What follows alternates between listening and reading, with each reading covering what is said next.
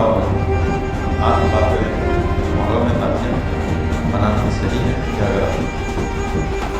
चलो सुनते हैं। मुहर्रम में पहले दिन से ढोल बजाना शुरू कर देना। अली के दर का कुत्ता कह रहा है फतावा आलमगीरी दिखाना मेरा काम है। पैदा होने के बाद बिस्मिल्लाह खानी के बाद अल्लाह ताला नबविया फिल फतावा रज़विया हाथों में दिया। पहली मुहर्रम को ढोल बजाओगे कितने मर्द के पूत हैं? सब पूछेंगे क्यों बजाते हो? तू का कोई खबर नहीं है। हम तो फतावा आलमगीरी पढ़े हैं क्योंकि ऐलान के तौर पे ढोल बजाने की रुख्सत है।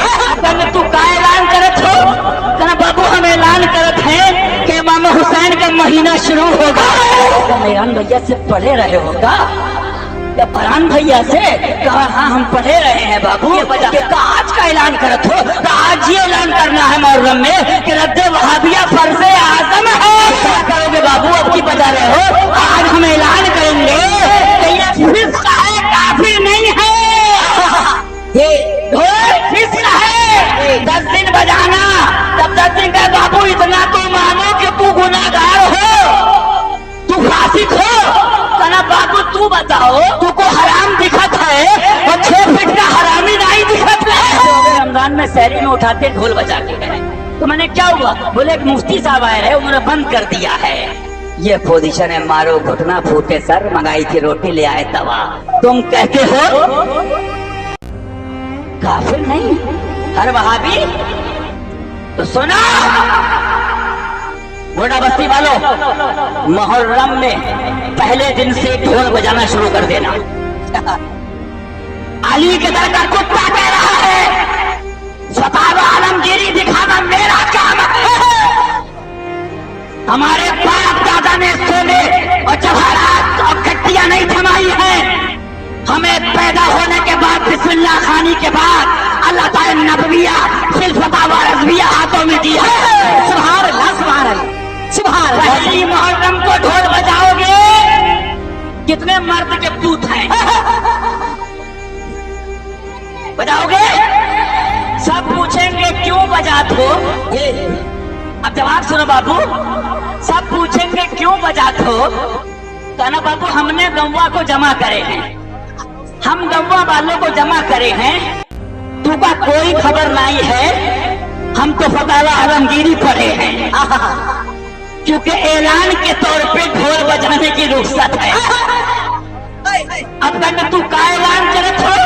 कहना बाबू हम ऐलान करत है कि इमाम हुसैन का महीना शुरू होगा।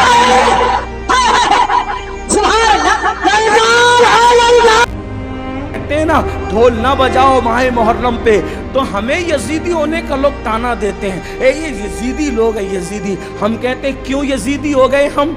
हाँ हमारा हाल तो ये है कि हमें नासबी और खारजी अहले बैत का जिक्र सुन के हमें राफजी कहें और आपको ढोल के लिए मना करें तो आप हमें यजीदी कहें। बहुत अच्छी बात है आपके अपने मामलात हैं मगर याद रखना अल्लाह की अदालत में तुम्हें भी मुंह दिखाना है और हमें भी खड़े होना है। हम हक बात कह जाएंगे। क्यों ढोल बजाते हो मुहर्रम में? क्यों ढोल पीटते हो मुहर्रम में? क्यों चढ़ावे चढ़ाते हो बुतों की तरह मामलात करके?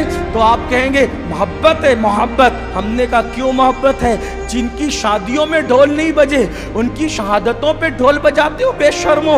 आप बताएं मुझे कोई साबित कर सकता है इमाम हसन के निकाह पे ढोल बजा इमाम हुसैन के निकाह पे ढोल बजा? जिनकी शादियों में ढोल नहीं बजे उनकी शहादत पे ढोल बजाने का जिगर लाते कहाँ से हो? कहा नहीं नहीं ये इश्क और मोहब्बत है। हमने कहा अगर यही इश्क और मोहब्बत है अगर यही तकाज़े मोहब्बत है कि अली अकबर के जिस्म के जिस दिन टुकड़े हुए हों जिस दिन अल्लाह अकबर इमाम हुसैन के सर को नेज़े पे उठाया गया हो जिस दिन बीबियों की चादरें छीनी गई हो अगर उसी दिन ढोल बजाना तकाज़े मोहब्बत है।